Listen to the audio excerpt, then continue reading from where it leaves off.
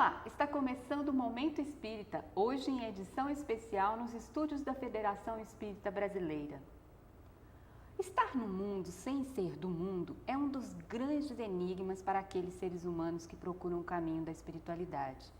O equilíbrio entre as necessidades do corpo e os apelos da alma requer um diário exercício de compatibilização. Para conversar conosco sobre este processo de escolhas e conquistas, está aqui o vice-presidente da Federação Espírita do Paraná, Luiz Henrique da Silva. Luiz, seja muito bem-vindo ao Momento Espírita. Muito obrigado. Bom, para abrirmos a nossa entrevista, eu gostaria que você comentasse a seguinte frase. Ter a noção de que o período que passamos na Terra é curto em relação à eternidade, enquanto espírito, não abriria algumas portas para a solução desse enigma que eu falei na abertura? O conhecimento da imortalidade é uma das bases para compreendermos o nosso papel de espíritos que somos. E a imortalidade, ela permite à criatura humana a condição de melhor reflexionar em relação ao seu comportamento, quer seja na família, no movimento social, quer seja onde ele possa se encontrar. Então, este conhecimento abre, sim, as portas para que a gente possa, com maior tranquilidade, resolver os questionamentos do ser e poder superar essas dificuldades, que são enormes. O mundo material em nossas vidas, ele é importante, mas ele nos atrai muito. E em função disto, nós encontramos barreiras, dificuldades, para não entrarmos nos extremos, porque ele é importante desde que nós o bem utilizemos, com equilíbrio, com discernimento. Senão, nós podemos entrar nos excessos, e esses excessos nos são prejudiciais. Por que, como você mesmo disse, a vida material e as suas atribulações têm um peso tão grande sobre nós que acaba nos induzirmos a esquecermos dos apelos da alma e da espiritualidade? Todos nós que estamos aqui encarnados na Terra, não somos espíritos perfeitos. Portanto, temos fraquezas, temos dificuldades. Obviamente que cada um de nós se encontra inserido no melhor contexto que é próprio para cada um de nós. Então, as vicissitudes, as coisas da vida material ainda repercutem muito em nossas vidas. E, em virtude disto, nós podemos até nos desviar do nosso foco, né? Então, nós reencarnamos numa família, encontramos dificuldades e o mundo lá fora nos atrai com os prazeres, né? E se nós não tivermos o equilíbrio necessário, nós nos deixamos por levar por essas situações. Então, é importante nós sabermos bem avaliar tudo isto, porque senão nós podemos desviar desse foco que é o nosso melhoramento espiritual, o nosso progresso espiritual. Então, o recurso que nós recebemos através do processo da reencarnação é exatamente para que, dentro desse contexto, nós possamos bem conviver uns com os outros, servindo um de exemplo para o outro e bem aproveitarmos tudo isto para esse crescimento espiritual. Se não tivermos o equilíbrio, a tranquilidade de bem analisar tudo que se apresenta como recurso para nós, nós podemos entrar nos extremos e todo extremo é prejudicial. Bom, o telespectador deve estar se perguntando, mas por que eu deveria evoluir? Por que eu deveria me melhorar espiritualmente? Fazendo uma correlação com a minha pergunta anterior, né? De que os apelos da materialidade acabam por desviar a gente desse caminho espiritual. É uma situação que nós fomos criados para sermos perfeitos. Mas Deus, na sua infinita bondade, amor e justiça, nos dá os recursos para que possamos conquistar. Quando nós recebemos em nossas vidas algo sem esforço, nós, num primeiro momento, nos sentimos muito alegres, mas, no entanto, depois, tudo isso passa. A felicidade, na realidade, são conquistas que fazemos a cada passo que damos em relação às nossas existências, quer seja uma hora aqui na Terra, outra hora no plano espiritual, através desse processo da reencarnação. Mas esse crescimento se faz necessário, faz parte do processo da lei de evolução. Tudo no universo é dinâmico. Nós não poderíamos ser a exceção a esta regra. A lei de amor é uma lei que impulsiona todos ao crescimento. Então, estamos inseridos neste contexto. Então, agora, nessa situação que Deus nos coloca recursos para podermos conquistar esse crescimento, nós temos que ir tomando os cuidados devidos, as prudências, a partir do momento que adquirimos o livre-arbítrio, que é a consciência da nossa responsabilidade diante do contexto em que nós vivemos. Nós optamos para tomar uma posição assim ou assado, como se diz, né? Fazer o certo ou o errado. É uma opção nossa. No entanto, quando nós compreendemos essa imortalidade e compreendemos que somos espíritos, que temos toda essa condição do crescimento, o que nós vamos fazer? Nós vamos ter mais prudência, nós vamos nos cuidar mais, porque nós sabemos que no amanhã poderemos ter o retorno de tudo que semearmos. Então, faz parte da lei de causa e efeito. Não é? Então, tudo que a gente faz tem um retorno. Por isso que, às vezes, nós nos deparamos aqui, aportamos aqui na Terra, né, nessas diversas existências, através do processo da reencarnação, com algumas dificuldades e que devemos aprendendo a superá-las, compreendendo a pessoa consegue muito mais facilmente ultrapassar esses obstáculos. Por isso que se considera que o conhecimento da imortalidade, desses princípios básicos da doutrina espírita, desperta no ser uma motivação para a vida e também, ao mesmo tempo, consola o indivíduo, porque ele sabe que Deus não castiga ninguém e sempre vai proporcionar a ele uma condição para que ele consiga superar as suas próprias dificuldades e evoluir. Luiz, me ocorreu a seguinte pergunta, que o telespectador também deve estar se perguntando. Ora, se eu estou motivado para me transformar, para me tornar uma pessoa melhor, não seria melhor, não seria mais adequado que eu me retirasse, então, do mundo material? É muito importante esse teu questionamento. Na realidade, seria a coisa mais fácil nós nos retirarmos, mas estaríamos desperdiçando a grande oportunidade para o nosso crescimento. Porque como é que eu estaria diante das vicissitudes, das dificuldades do dia a dia, amadurecer? Como eu poderia amadurecer? Como eu poderia crescer se eu não sou levado a uma avaliação mais constante, a uma reflexão? É muito fácil nós falarmos a respeito da caridade, é muito fácil nós falarmos a respeito de dar a outra face, se nós não estamos no exercício diário disto. Uhum. Então, estando presente no dia a dia, junto com as demais pessoas, é que nós vamos crescendo. E compreendendo também que a nossa felicidade, ela está diretamente ligada a nós fazermos o outro feliz. Senão nós não seremos felizes, é o pré-requisito. Por isso que tanto se fala da caridade. E que sem a caridade nós não encontraremos a salvação. Não a caridade no aspecto de nós darmos as coisas, mas a caridade onde no entender de Jesus é a benevolência para com o nosso semelhante, é o perdão das ofensas, não é? É a caridade que nos proporciona darmos passos firmes para o nosso equilíbrio e para a nossa felicidade. Então, a partir do momento que eu sou mais compreensivo com aquele que às vezes me ofende por ignorância, porque se ele estivesse bem, ele não faria isto. Então, quando eu tenho paciência para com ele, quando eu me coloco no lugar dele, abre uma perspectiva muito grande de eu poder entendê-lo e poder melhor ajudá-lo.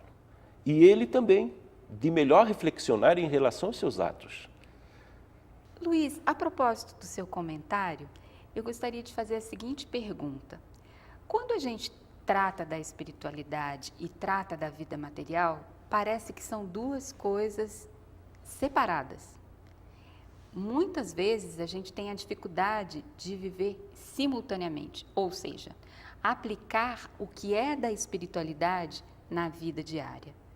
O que você diria para nós sobre isso? E eu gostaria que você respondesse após o intervalo. Aguarde um instante só, nós voltamos já com mais questões sobre estar no mundo sem ser do mundo. E quem responde para nós é o vice-presidente da Federação Espírita do Paraná, Luiz Henrique da Silva.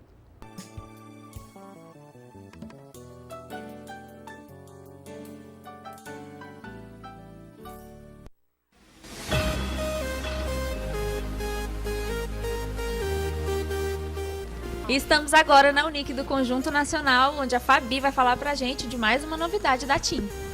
Isso mesmo, o telefone fixo da TIM, você só paga R$ 29,90 mensais, tem direito a 250 minutos para falar com qualquer operadora, tá? Se exceder nas ligações, você paga apenas 12 centavos o minuto.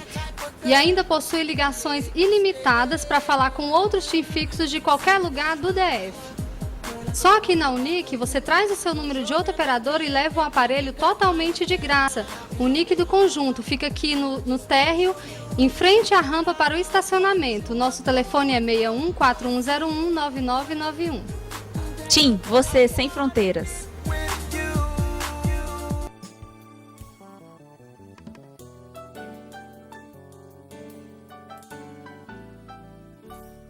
Você está assistindo o Momento Espírita, hoje em edição especial, diretamente dos estúdios da Federação Espírita Brasileira.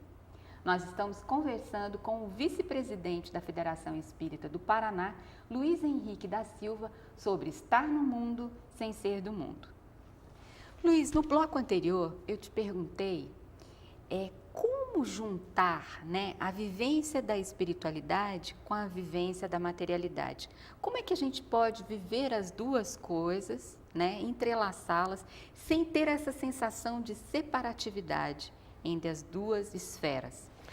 O estar no mundo sem ser do mundo é nós não vivermos mundamente. Isso quer dizer, nós podemos estar num determinado ambiente que não é tão positivo, mas nos comportar de forma mais cristã, de forma mais amena, equilibrada. Se porventura eu sou obrigado a estar num ambiente onde as pessoas estão tomando bebida alcoólica, num ambiente de jogos, eu não jogando ou utilizando aquele ambiente para uma reflexão, para uma análise e não fazendo parte do mesmo murmurinho, do mesmo contexto, eu estou no mundo sem ser do mundo, porque isso faz parte do mundo. Estamos aqui num mundo onde nós vamos encontrar uma série de pessoas, umas pessoas mais equilibradas, outras menos. O que é determinante é o nosso comportamento em relação às circunstâncias deste mundo. Se eu tenho um comportamento digno cristão, eu estou ajudando o ambiente. Se alguém está num ambiente de trabalho, vamos supor, alguém está conversando e falando mal de um companheiro de trabalho, se nós tivermos que nos integrar a esta conversação, o que nós devemos fazer? É colocar mais madeira na fogueira ou começar a explorar nessa situação as potencialidades das pessoas, daquela pessoa que porventura esteja sendo o foco das atenções naquele momento? Nós vamos fazer o inverso, vamos buscar o que ela tem de bom. Porque quem de nós é perfeito? Nós todos temos nas nossas dificuldades. Então, para que nós possamos abafar essas dificuldades nossas, nós devemos explorar o que nós temos de bom, não o que já são dificuldades nossas. Então, é o comportamento que determina se estamos ou não participando deste mundo, de forma vulgar, sem consciência do nosso papel e responsabilidade que temos para com o contexto que nós vivemos. Bom, você falou na esfera privada, na esfera das relações interpessoais. Eu te perguntaria como funciona o estar no mundo sem ser do mundo dentro da esfera social, dentro da esfera da cidadania, da política, do papel social que nós exercemos? Bom, como a célula máter da sociedade é a família, então vamos falar um pouco de família e depois no demais contexto. Em relação à família, é o pai perante os filhos ter um comportamento digno. Não adianta ele ter um exemplo ruim e depois falar para o filho que ele não deve fazer aquilo. Não é? Ele não está correspondendo aí e ao invés de ele ser um educador, ele está, na realidade, mostrando ao filho não aquilo que ele gostaria de mostrar. Porque o exemplo ele é determinante no processo educativo. E no contexto social, político ou de cidadania, é o nosso comportamento cristão, de cidadão, né, de pessoas honradas, mostrando o aspecto moral, que a finalidade de nós conquistarmos um progresso espiritual é a nossa condição moral. Que isto, nós falando apenas, a nossa consciência nos cobra. Porque as leis de Deus, se estão inseridas em nós, tudo aquilo que nós fizermos, ela passa pelo crivo nosso. Principalmente nós, todos que estamos nesse atual contexto da humanidade, todos nós temos um livre-arbítrio. E temos essa capacidade do discernimento do certo e do errado. Ora, tendo conquistado isto, tudo aquilo que fazemos passa pelo crivo do Espírito. E ele sabe quando está fazendo alguma coisa errada. Todos nós sabemos. E essa é a responsabilidade. Será nós todos os dias, ao chegarmos em casa, colocarmos a nossa cabeça no travesseiro para dormir, fazer uma avaliação, uma reflexão do nosso comportamento, daquilo que fizemos durante o dia. Se Santo por Agostinho já recomendava, já né? recomendava. Por quê? Para que nós possamos ir ajustando algumas coisas. Porque não vamos fazer todos os dias as coisas certas. Vamos errar, vamos tropeçar, mas é importante termos a condição de nos levantar, sacudir a poeira e continuar. É um trabalho de persistência, de dedicação constante. Senão, nós largamos mão, porque é muito mais difícil. Sem dúvida. Bom, a propósito do social, eu perguntaria filosoficamente para você, o mundo somos nós ou nós fazemos o mundo? O mundo, nós é que construímos o mundo, né? O mundo que nós estamos vivendo está assim, porque assim nós fizemos. Não é? Então, Desde de imemoriais tempos, né? Sim, porque somos os mesmos, né? Exatamente, nós estamos indo e vindo nesse processo reencarnatório. Nós temos uma única vida, mas muitas existências.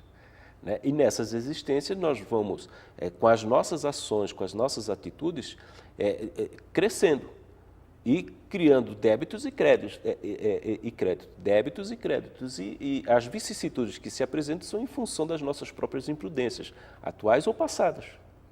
Né? E que retornamos ao mesmo contexto para equilibrar, para poder passar pela prova novamente e nos ajustando.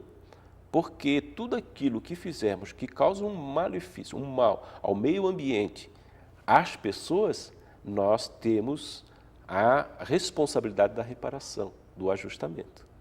Por isso que a reencarnação, neste contexto que nós vivemos no planeta, tem 3 grandes finalidades, que é o aprendizado, a reparação e o crescimento do espírito que está aportando. Bom, usando um pouco da teoria da ciência política, das relações internacionais, se a gente estuda a história do mundo, a gente vai percebendo que a gente tem evoluído lentamente enquanto civilização, né? Nós viemos das lutas pelas posses territoriais, para depois vir para as posses das riquezas, né? E agora, né, estamos tentando, né, engatinhar, né, no plano mundial para a harmonia, para a cooperação entre os países e não mais sobre a guerra. O que você diria sobre essa perspectiva dentro do enfoque da doutrina espírita? O grande problema do ser humano que nós falamos já anteriormente, no quadro anterior, são os excessos. A riqueza, ela é muito importante, porque toda a tecnologia que temos conquistado, sem riqueza não se consegue. Não é? Agora, nas condições nossas, nós precisamos do dinheiro. Por isso, nós vamos à luta para poder sobreviver, nós vamos estudar, vamos buscar uma posição profissional, não é? E tudo isso na conquista do pão de cada dia. Tem uma finalidade. Agora, o que nós temos que fazer uma análise é onde está o nosso foco maior. É obter apenas o recurso do ouro, que são as coisas materiais que as traças corroem e o tempo destrói? É isso que nós buscamos? Qual é o nosso foco? Nós temos que identificá-lo para podermos estipular metas para esse crescimento. Se a nossa meta é o crescimento espiritual, o foco não são as conquistas materiais. Elas fazem parte porque nós estamos inseridos no mundo da matéria e precisamos das coisas da matéria. Mas nós podemos bem utilizar de forma harmônica, equilibrada e não esquecendo delas. Não, faz parte da nossa vida, mas com equilíbrio. Porque o foco maior é o nosso crescimento espiritual. Então, nós vamos utilizar a riqueza, ou se temos a condição de possibilidade de ter muito dinheiro, muita riqueza, muitos recursos materiais em mãos, a preocupação é não sermos escravos disso e bem utilizarmos para o crescimento do nosso contexto de vida, para o benefício das pessoas. Então, quando a gente analisa um empresário, ele tem um papel muito importante, um político tem um papel muito importante. Aí se vai o questionamento, o que ele faz desses recursos? Mas ele está empregando pessoas, está dando condições para as pessoas, muitos pais de famílias, conquistarem o pão de cada dia. Agora, se ele está se utilizando disto como uma forma de se escravizar, ele está no rumo errado. Mas, mesmo assim, tem umas atenuantes, porque ele está desenvolvendo um papel muito, muito rico em termos sociais. O que seria mais fácil para um empresário? Ele pegar e vender tudo e guardar. Ele teria, muitos empresários por aí têm recursos para viver para algumas gerações. No entanto, não, eles acordam cedo, estão lá trabalhando, labutando, estão gerando possibilidades para as pessoas. Então, o político da mesma forma. Agora, se ele se utiliza disso para engrandear a riqueza e pensar em si próprio, ele vai responder, a sua própria consciência vai lhe mostrar. Quando se tem consciência dessa responsabilidade, nós vamos ver que o nosso papel é de estar na política para beneficiar as pessoas, e não para o enriquecimento. Então, a gente vai ajustando os passos, né, em função do quê? Deste foco que nós temos na vida. Porque senão nos perdemos, porque vamos buscar as coisas que são mais fáceis. É o carro novo, só que o que eu estou conquistando de virtude, de paciência, né? Isso que nós temos que nos questionarmos. Porque, efetivamente, a riqueza maior são essas virtudes que nós levamos quando daqui partimos. O carro, a casa, ninguém viu até hoje alguém levar junto. Fica, e o tempo vai destruindo. Bom, nosso tempo já está se encerrando. Nossa última pergunta. Nós registramos há pouco mais de 20 anos a falência do sistema socialista que propugnava a igualdade entre as pessoas, a distribuição das riquezas, e vimos, né, vencer o capitalismo, que prega exatamente o lucro, a acumulação de riquezas, enfim, a multiplicação dos negócios e, no momento atual, uma concentração muito grande, né, dos negócios em pequenos números de grupos econômicos. Que análise, que perspectivas você faria para nós no futuro diante desse cenário? Observamos que toda essa apresentação são tentativas de se buscar o melhor, né? é que o ser humano se utiliza desses sistemas, às vezes, para tirar o proveito devido, né? Quer seja numa posição, quer seja noutra.